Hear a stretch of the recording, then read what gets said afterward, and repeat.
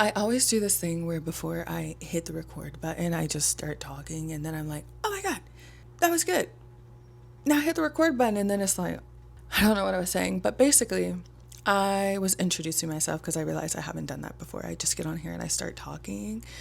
But hi, my name is Tambria and I'm about to start rambling. But I promise it's going to make sense. So I don't know if there's something going on in the air. As you've seen, lately, there's been a heavy focus on me examining how I show up in the world and how I approach my day-to-day life. And last week, something happened at work that got me thinking, like, we all know what confidence is. So why is it so hard to be confident? Last video, we talked about style and how style, it's not about the clothes you have on. The clothes you have on is just an expression of your identity. Style is your identity being expressed outwardly. And confidence works the same way. Confidence is not about, you cannot buy confidence off the shelf. You can have someone that's extra large, larger than life, and be just as confident as someone smaller than a mouse. You could have someone that's a different skin color, white, brown, purple, blue, and each one of them are confident. So then you start to realize, like, confidence has nothing to do with what you got on. You're not going to be any less confident if you wake up with a pimple on your face. You might feel less confident, but there's an opportunity for you to remember that confidence is something you exude. Confidence is an aura, and we can all be confident. So why is it so hard? Why is it so hard? My job has been wanting me to step in these positions of leadership, and so I find that when we're having these meetings and these discussions and everybody stops talking and they look at me, I get uncomfortable. I don't want to say something that doesn't work. I don't want to say something that offends someone. I start thinking of all the ways or all the things I should not say or all the possibilities. I just start thinking for other people. That's the only way to put that. And so I freeze. And it's not so much because I don't know what I'm doing. I'm very passionate about what I speak about. I love my job. I do my job well.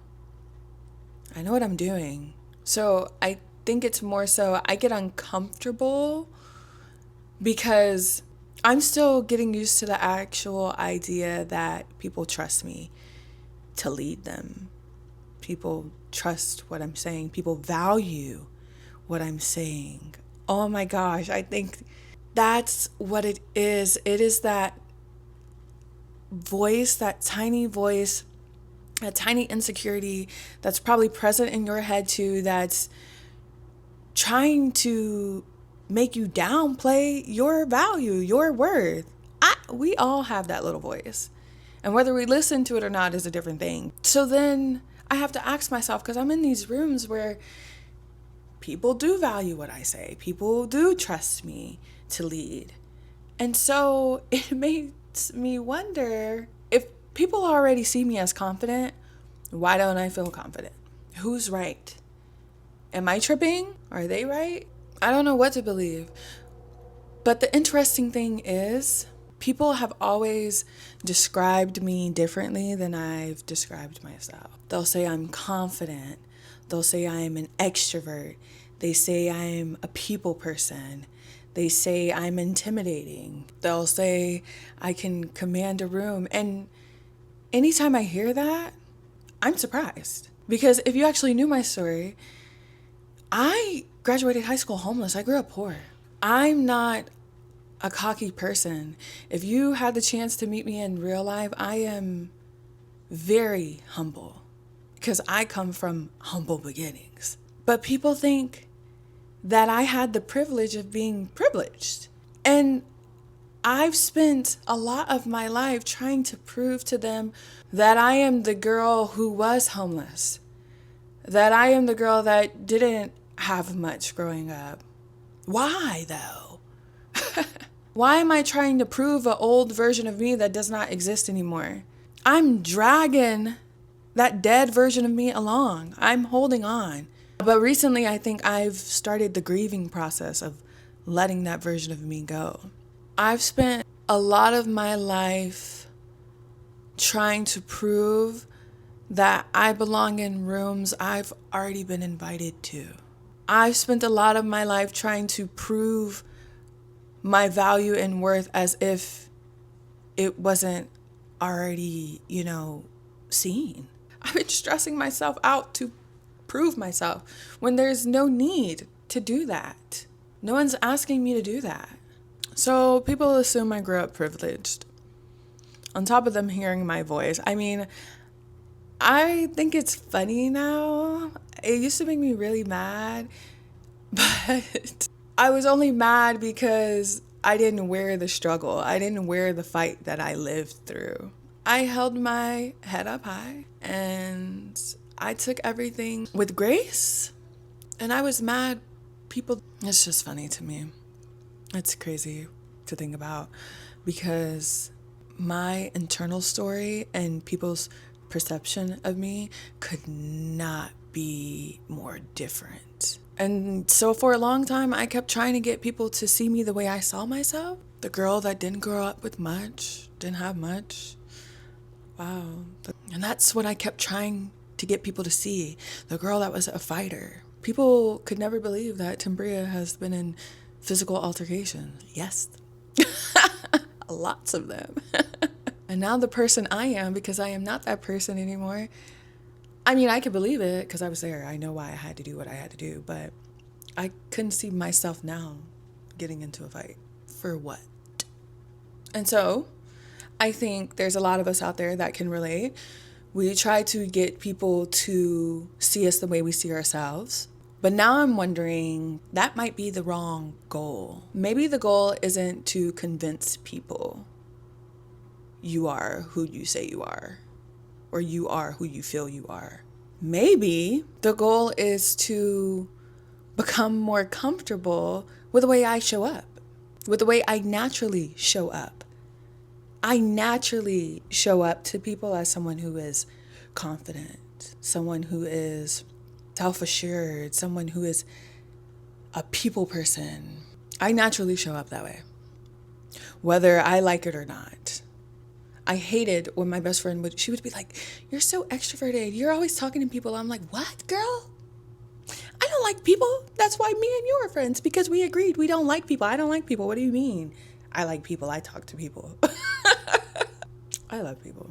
So I just have to be comfortable with the way I naturally show up now, because apparently I command space whether I intend to or not.